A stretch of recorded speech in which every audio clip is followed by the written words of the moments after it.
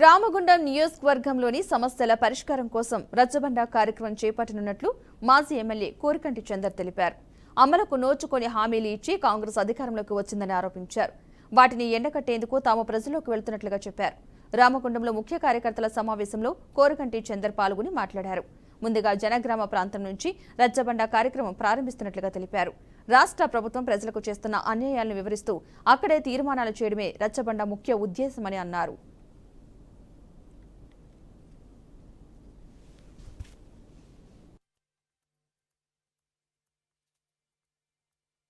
రామగుండం నియోజకవర్గంలో ప్రజల పక్షాన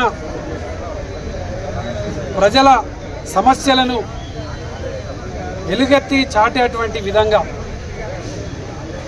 ప్రజాప్రతినిధికి, అధికారులకు, ప్రభుత్వానికి స్థానికంగా ఉన్నటువంటి ప్రజల ఆలోచనలను, ఆకాంక్షలను తెలియజెప్పేటువంటి విధంగా